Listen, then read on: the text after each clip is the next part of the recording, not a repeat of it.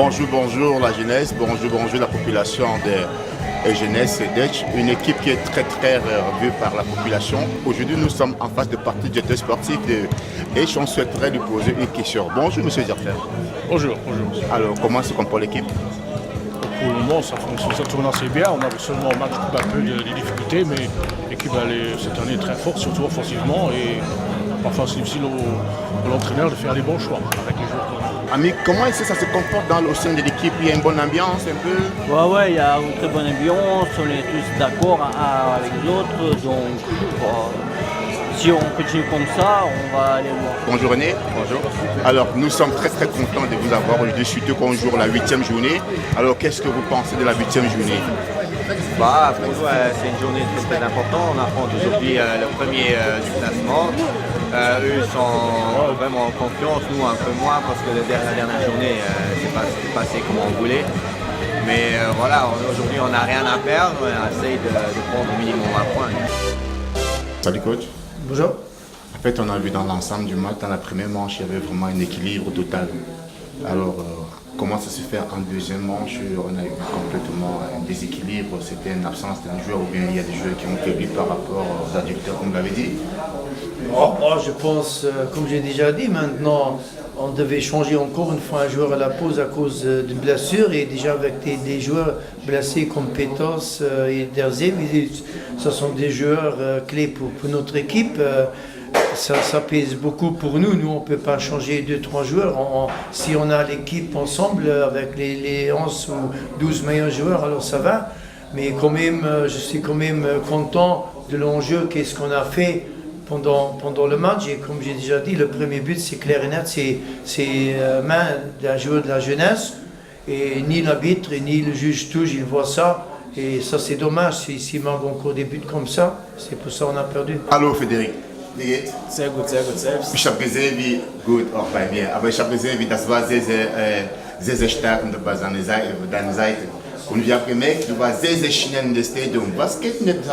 Erste 45 Minuten hast du eine Möglichkeit getroffen, zu einem Tor zu schießen. Also die ersten 45 Minuten waren wir auf jeden Fall die ganze Zeit am Drücker, hatten viele Chancen, hatten auch das Spiel überwiegend dominiert.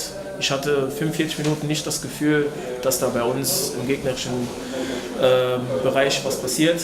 Auf jeden Fall die ersten 45 Minuten hätten wir auch sogar ein Tor machen können, aber dann wurde es dann in der zweiten Halbzeit besser. Aber hast du gemerkt, nach der zweiten Halbzeit, du warst sehr impressiv drin, die 18 Meter und ganze Pass, wo du hast gegeben, das war sehr schlimm, oder?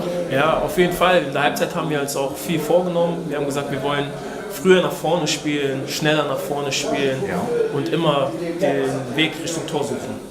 Aber weißt du genau von mir, du bist der beste Spieler für die gesamte Mannschaft von heute, oder? Also ich sag mal so, einen Erfolg feiert man immer zusammen. Ich sag, meine Performance hat immer mit der Performance von meiner Mannschaft zu tun und ich stelle mich immer in Diensten von der Mannschaft. Also da will ich keinen rausrufen, der irgendwie der Beste ist oder sonst was. Wir haben das alles zusammen geschafft und so kann es auch weitergehen. Okay, ich bedanke dir, ich brauche viel Glück und dann bis nächstes Mal. Dankeschön. Tschüss. Ciao. Hallo Marc. Hallo. Ich habe gesehen, wie die Spiele war sehr streng bei den 45 Minuten der ersten Halbzeit. Ja. Nach der ersten Halbzeit, das war ganz gut, wie die Spieler raus und dann Motivierung. Was für Erfahrung oder was für Gespräche haben Sie in der Halbzeit mit den Jungs gesprochen? Ich habe gesagt, in der ersten Halbzeit haben wir sehr schlecht gespielt. Es hat heute der Tabellenführer gegen den zweitletzten gespielt und das hat man zu keinem Moment auf dem Spielfeld gesehen.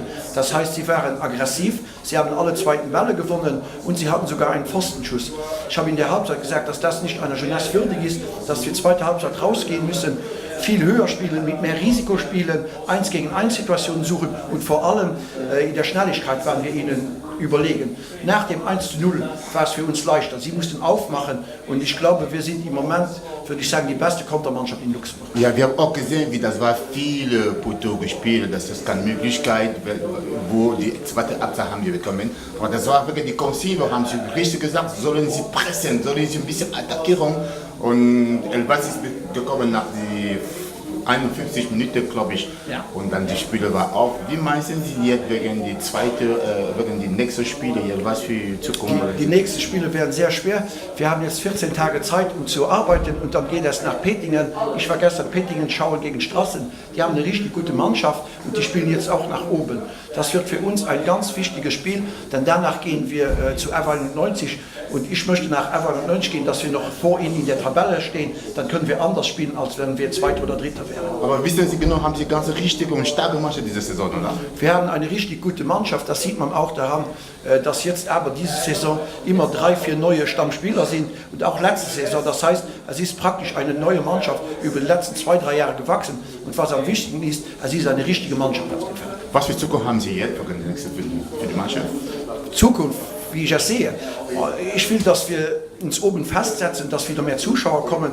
Wenn man bedenkt, wir haben erst 3 Tore bekommen in 7 Spielen, das ist sehr gut. Und wir haben die letzten 2 Spiele 7 Tore geschossen. Also das ist ideal. Jetzt kann man sagen, die Pause kommt nicht gelegen, aber wir haben jetzt Zeit zu rekuperieren, uns gut zu erholen und dann Peking zu präparieren. Danke, Trainer. Bis nächstes Mal. Sehr gut, Deutsch.